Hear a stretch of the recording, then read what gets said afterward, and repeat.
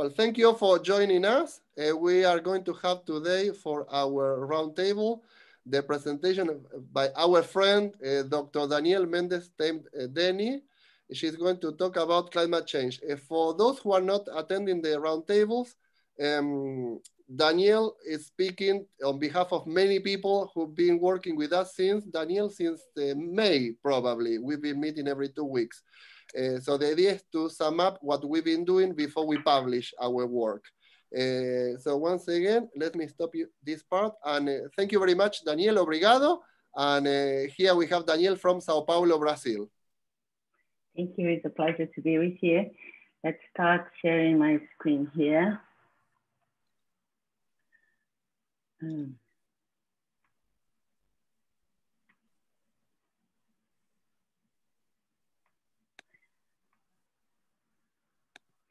Can everybody see my screen? Yeah. Yes. Perfect. So the idea we have this 10 roundtables were to work especially about the challenges that we have due to this pandemic scenario. So definitely the pandemic transformed the terms in which the discussion of climate change were being held, that's for sure. But we were puzzled about the specific points that this discussion brought to us. So what is different? Is this draw here of the planet very dirty and after very clean true? What are our new challenges in this new scenario? How can we better deal with this new scenario? And do we have pitfalls in the existing regimes? We need new regimes, new regulations. And so far, how many rules, policies, and regulations we have established already to study and examine? So to start with, what is different? What we found out that's different? Definitely, the environment is resilient. We're not so sure about the economy, but the environment showed many more birds, trees, fresh air. It's very much cleaner, the streets and our family lives. In a way, we can enjoy this cleaner atmosphere, that's for sure. But what do we need to achieve that clear air in a sustainable long-term way? So if we have this number, we brought a report here that studied the temporary reduction found out till the moment. So we definitely had a very strong reduction, up to 25% in the high of the lockdown.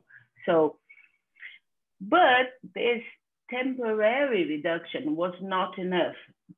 As you all know, the CO2 already in the atmosphere is too much greater. The concentrations that are already emitted, it's not getting out. So the lockdown related, the emissions related to the lockdown, this expressive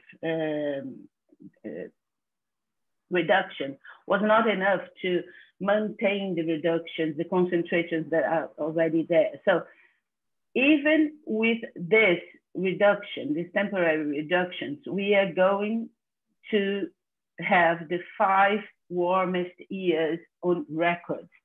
This is another study, this graphic is a study made by the United in Science, many United Nations agencies study with participation of many academics in many areas. So another challenge is the economy. We go from the lockdown to the meltdown. So some of the economic problems we are facing are not new. You see, for example, the trade war against China is not new. It has been going on for longer than a year. So tariffs being imposed in the name of national security, the dreadlock that WTO is unable to decide, take important decisions on the dispute settlement about the disputes that have to be settled. So this is already going on scenario, but with the pandemic, it is more blatant. So UNCTAD predicts in this report that I put here, the link to you, that, for example, the good investment, the good money, international money that flows around the planet, the foreign direct investments, the investments in productions, in companies, in infrastructure, will reduce by almost half. So it's very expressive, this downturn. And also the structure that we establish our economy nowadays. We were all using global value chains.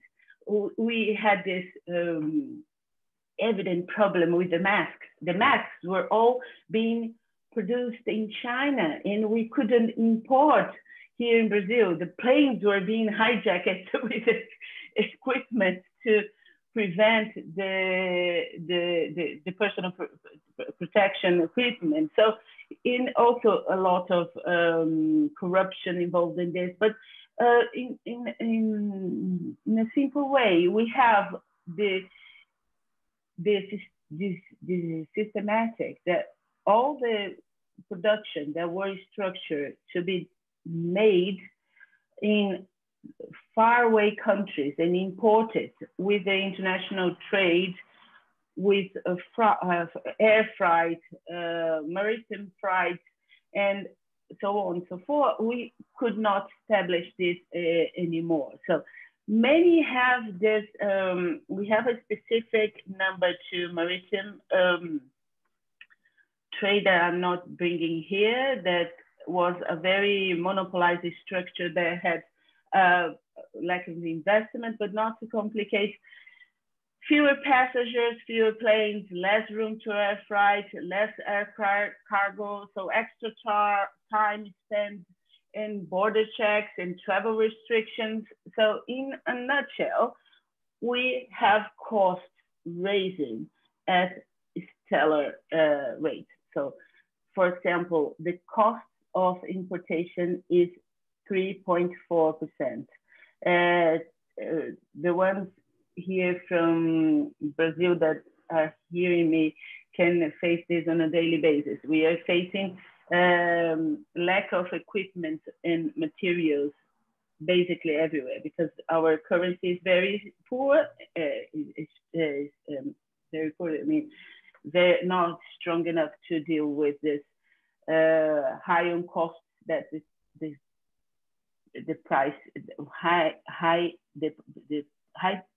higher prices that the increase on costs put on the production. So another challenge is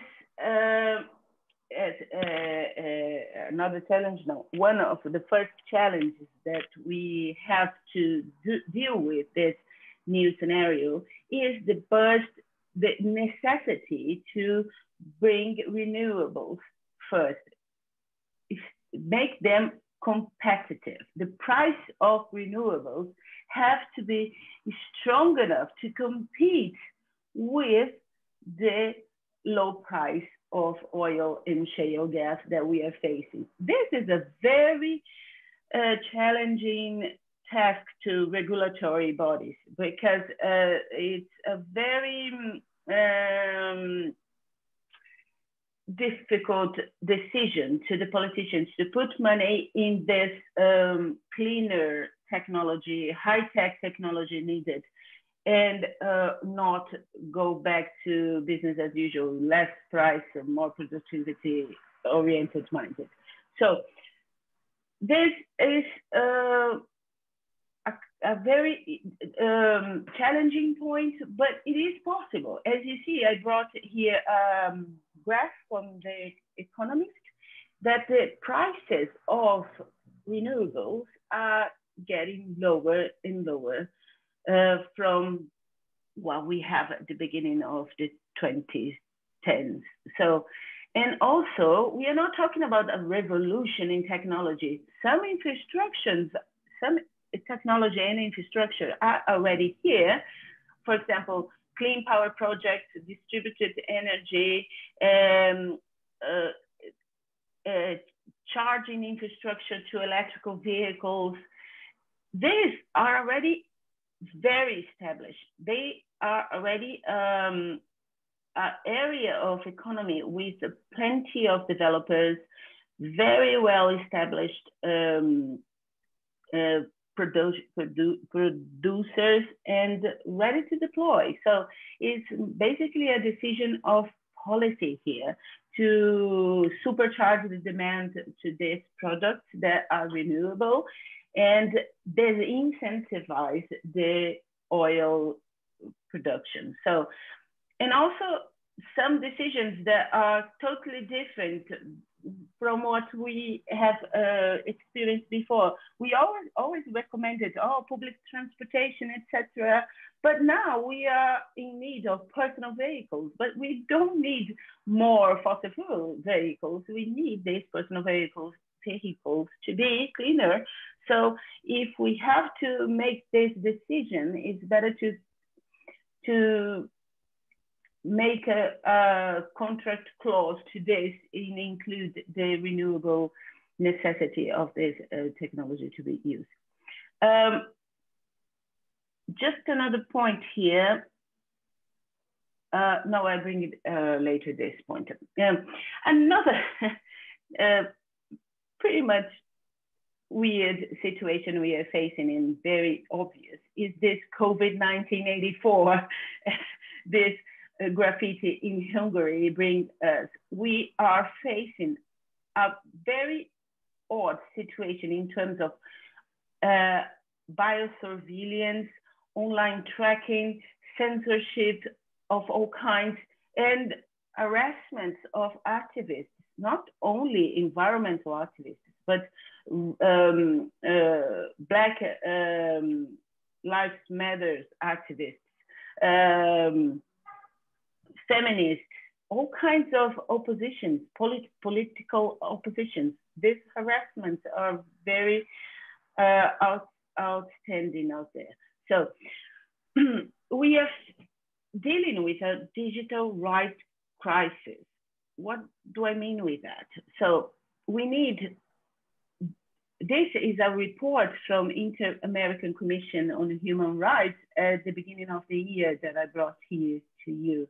This link here takes you to this report, sorry, to this resolution. And it states that many measures are being taken to restrict the right of freedom of expression, access to public information, individual freedom, and the inviolability of homes. Even private property are being menacing. So these surveillance technologies that are using to avoid the propagation of the pandemic can, yes, store massive amounts of data and be used to no good. So we have to have a clear point here that in the COVID-19 area, connectivity, if one once thought that it was a luxury, it is not anymore. It's absolutely first necessity. People needed to buy food, to go to schools, to attend doctor's appointments, to vote, to socialize. This necessity, of course, it brings opportunity to the ones that are willing to shape the narratives, to censor the critical speech and to exert social control, do that. So, for example, this report from the Freedom House organization found out that 91 countries are using the pandemic as an excuse to harass political critical media. So this is a very expressive number here. So, and some people are have not this pretty clear. But although 158 countries have imposed restrictions on demonstrations, real, not online demonstrations, real demonstrations, big protests have erupted, even though with these restrictions. At least 9 have experienced these demonstrations. So political views are there to be shown. So what we need, of course, we need to restrict the fake news, the hate speech, but we have to be aware of the risk of blocking criticisms from opponents, for example. So it's a very difficult situation here. And for that, we need better data and algorithms. You see, we need big open data. I wrote an article about this. COVID-19 should have created an open catalog of data. We in Brazil experienced a very awkward situation. The government tilted the number of diseases or the spread, the amount of deaths. It was a crazy situation that an open data catalog of an open catalog with data about death, measurements, everything. If we had this, it would prevent those that want to manipulate the data to do so. At least it would bring more people into the discussion and into this point. If you want to read this article, it's up in print yet, but I will be happy to share with you. For example, satellite imaging can be helped to detect policy failures, monitor compliance of lockdowns and mass, proofs to prosecute offenders of COVID-19 related, but also it has the ability to be used to curtail the opposition, the political opposition. So it's a very difficult situation we are facing, and pretty new. We hadn't had so much technology deployed yet until now. And governments and tech companies are willing to use this window of opportunity to deploy more and more with this ability to process those data in a very, very strong way. So what we have to do is try to have environment, data scientists, lawyers, politicians, and many others to work together to come with a system of artificial intelligence that can be transparent, can be explainable. The decisions of the algorithms have to be explainable and have accountability. Someone has to respond for the wrong decisions that the algorithms do. So another paper that we wrote last year was about the ability of creating a legal entity, like a company. We need a legal entity to the algorithms to be accounted to respond for this. Very difficult and a point to sustain, but interesting, and maybe that is what we need. So basically, now getting in these theoretic decisions about the personality of the algorithms, governments should define as what are the set of technical standards. What do I mean by that? We have to know what is a trustworthy autonomous system. What is the good AI? What can we say? Oh, it's a very good algorithm. This is okay. This is not okay. We have to have this technical standards. And also we have to have values, a framework of values. For example, what is obscene? Or talking about the ruler, against the ruler is obscene. Come on. We have to have a threshold here. What is incitement to violence? What is defamation?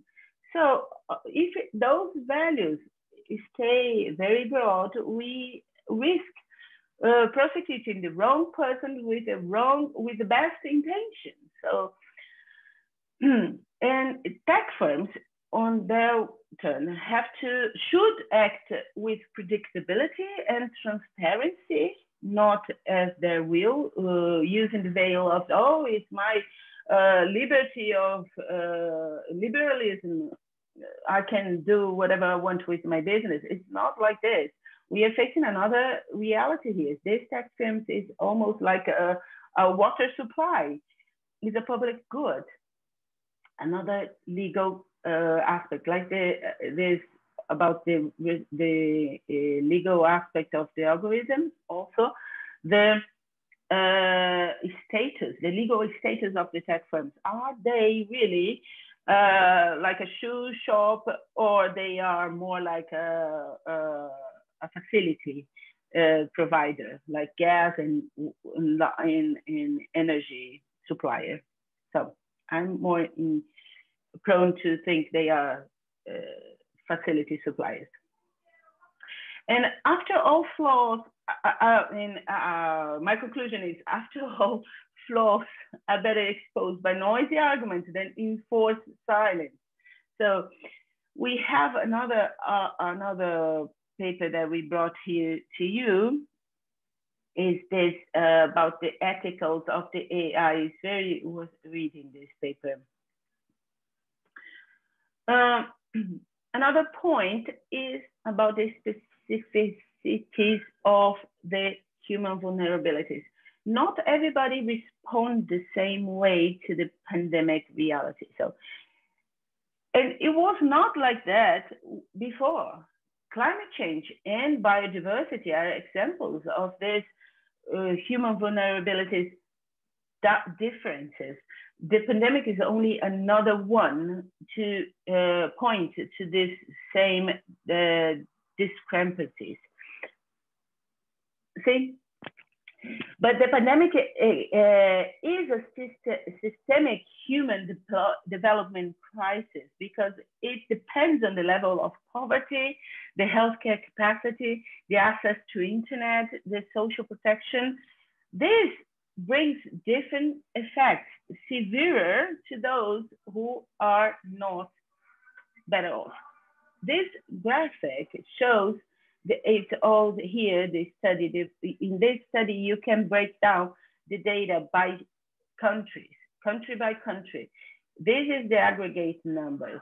So you can find here the preparedness of countries to respond to COVID-19.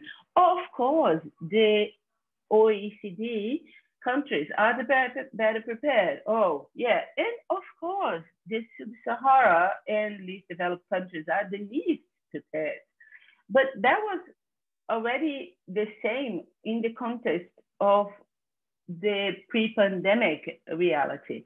And also, the vulnerability, the effect. So the preparedness, this one was about the preparedness of the countries. And this is the vulnerability to every kind of pandemic. The same. basically, the OECD have no vulnerability or very few vulnerability, and the sub-Sahara and least developed countries are vulnerable in many points, like population in multi-dimensional poverty, purchasing power parity very low comparing to the developed countries. So we have this scenario pretty much bringing us an obvious conclusion that the pandemic only brings us clarity about the difficulties that we already have. Boaventura de Souza Santos calls this a tragic transparency.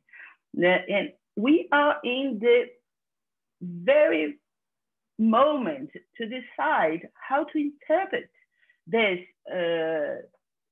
transparency and to take action to form this new future to this civilization that we live. So this is the link to this article that Boaventura wrote. And another point is that not every population in a country is vulnerable the same way. Some populations are even more vulnerable. For example, the refugees, they are people that are in a very challenging environment, like crowded camps, little privacy, poor hygienic conditions, rudimentary medical facilities, and of course, already very weak about trauma or poor nutrition. So this, their acceptance by the nearby host communities is often precarious, but now with the risk of them bringing diseases, this is basically to put to a much higher point. So it's already, xenophobia was already there before the pandemic. But now if you say, oh, foreigners bring diseases, this is basically having population, the host communities in panic, fearing another point of vulnerability to them by accepting those people. So, how to deal with this new scenario? Many possibilities. One is the climate litigation and also the creation of transnational environmental law. It's not easy at all. Examples of litigations can be the Peruvian that sued this German electricity producing for melting the glacier near his town. Some other pretty much good examples of new generation youth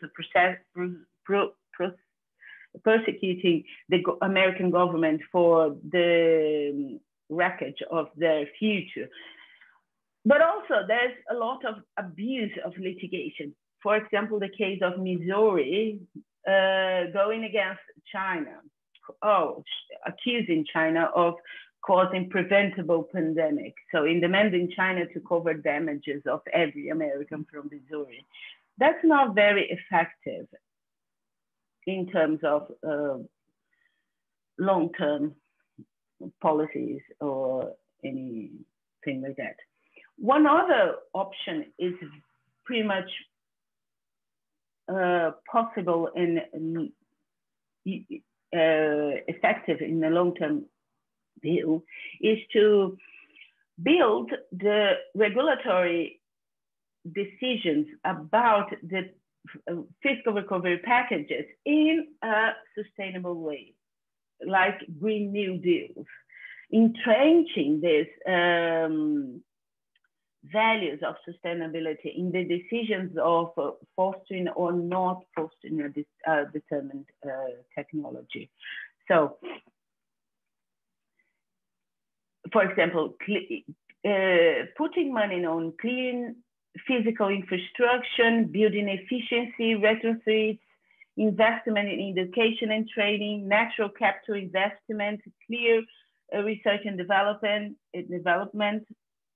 So we have these decisions here that if we exempt what was deployed so far, how governments respond to the crisis so far. Here is the link to the whole report. This is only the graphic of the main conclusions, bringing the policies and analyzing them.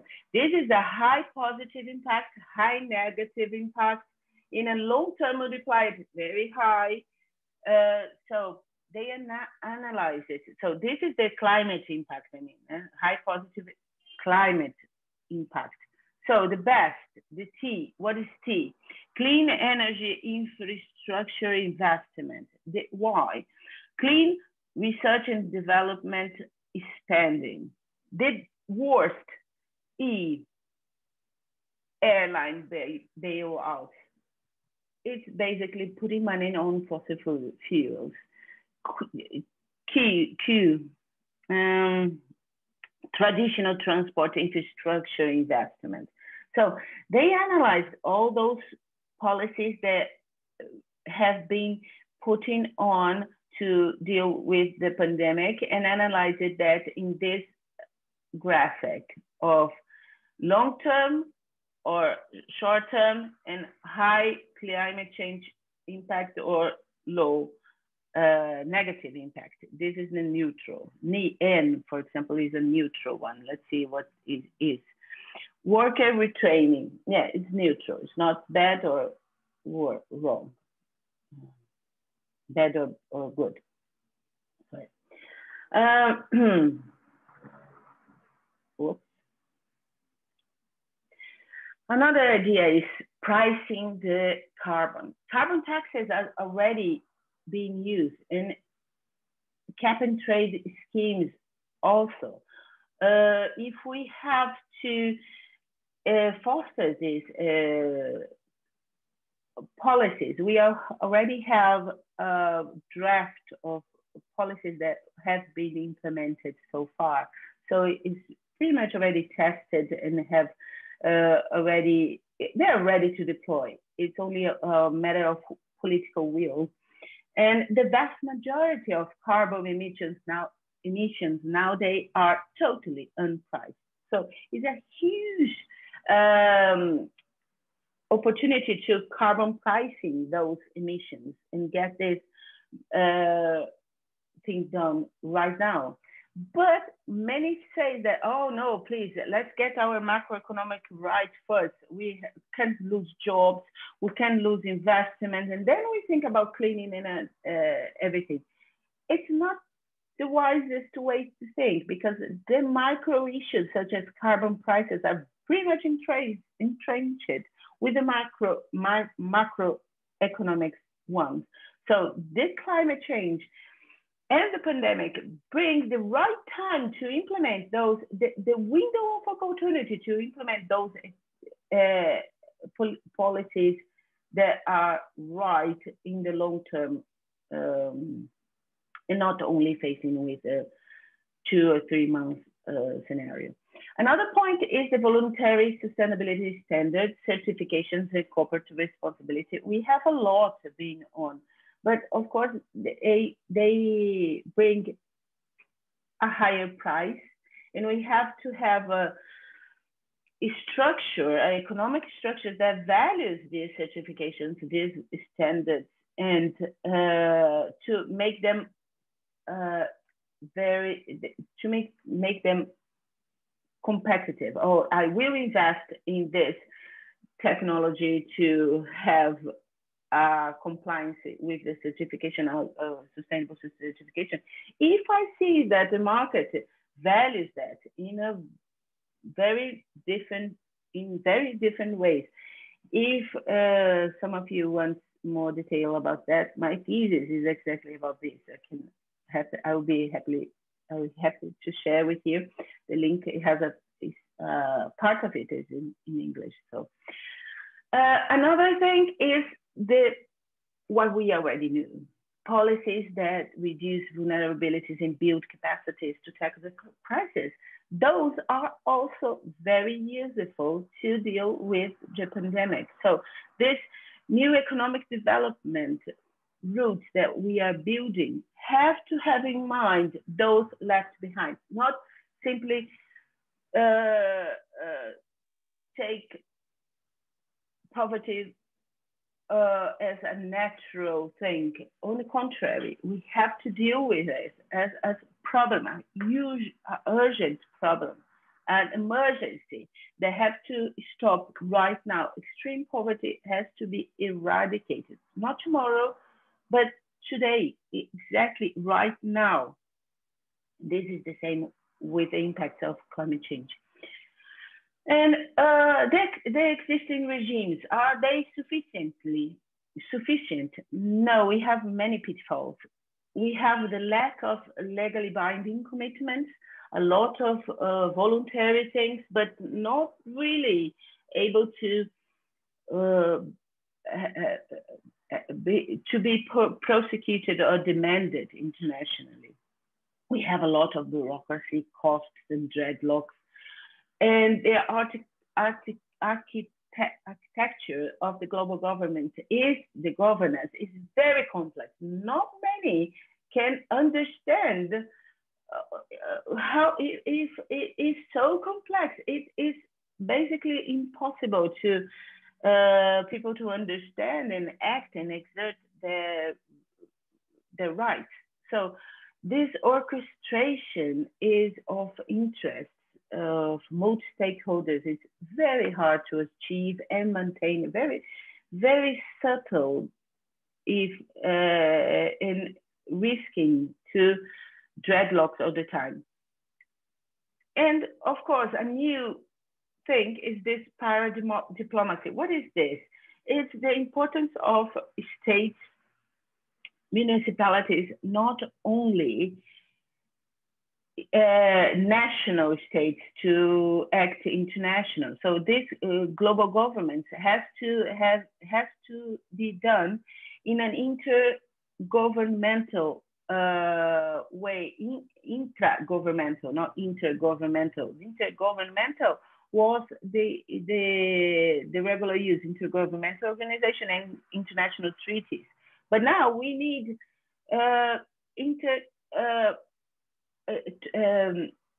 inside the countries, like organizations that can act by themselves and use this strength to build partnerships that can put the effect of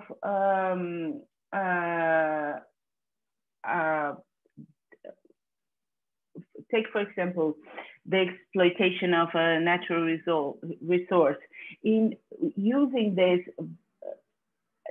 working on public-private partnerships between the producers, the government, the national, the municipal government, all this in a way that can create low-cost institutions, very practical and near to the production to have this effect in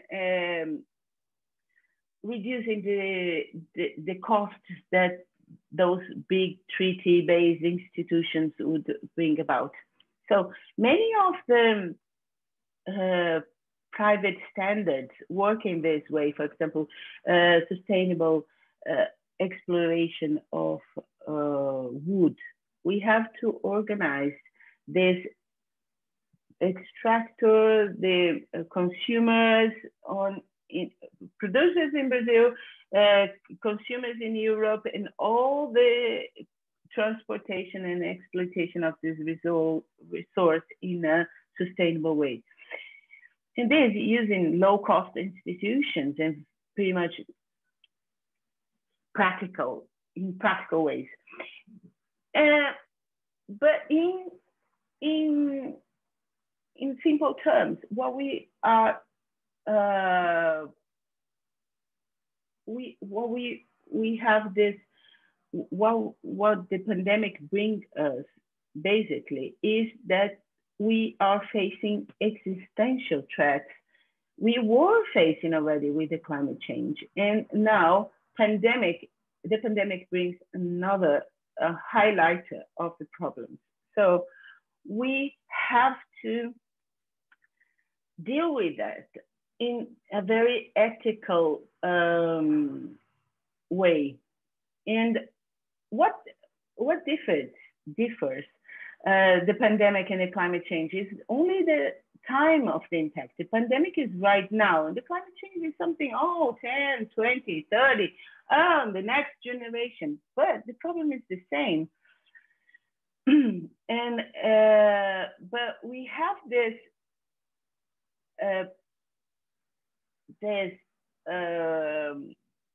challenge of this common good, the challenge of the tendency to postpone hard decisions to the next administration, the next one. Let's take the right, easiest way to do, but not the right long-term way that's more work to be done. So this is a tendency that we have to deal with. This is the most important point. What we want to do is deal with a 2-month problem or 1-year problem, or actually tackle the problem that is a long-term for decades on. So, and we are missing the focus right now. We have lots of money in climate change policies being drained to inventories, to how much, precisely how much the reduction is or the emission are, when we should think, it's not a problem. The right policies would be the same if it is 15 or 20%, or the quantity is not the problem. And we have to make things less complex. If we create complexities and more complexities, we risk discrediting legitimate claims. We cannot think this, or because the form is not completed. The right form is not completed, so the right to do it.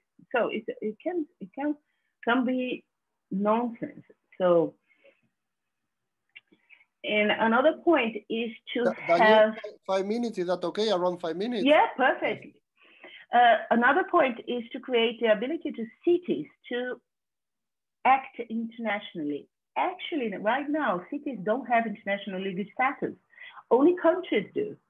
So, and this lack of political autonomy is problematic in terms of climate change. We've seen this many times, like the city or the state of California doing something totally different from the American national policy. So, and people live in cities. This urban sustainability and this environmental justice in the cities is utmost importance. And the way we plan the use of these green spaces, for example, was an example of very different ways, increasing, it was increasing the demand for orchestrated policies in these terms.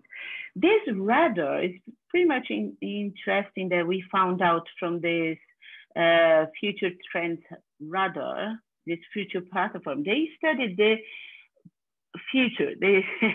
In this inner circle is today, what are the things that we have in terms of work and income, security, transport and travel, leisure, demographic changes, what we can face. And this are what we have in 2023, 2028, and 2040. So probably 2040, we have car-free cities.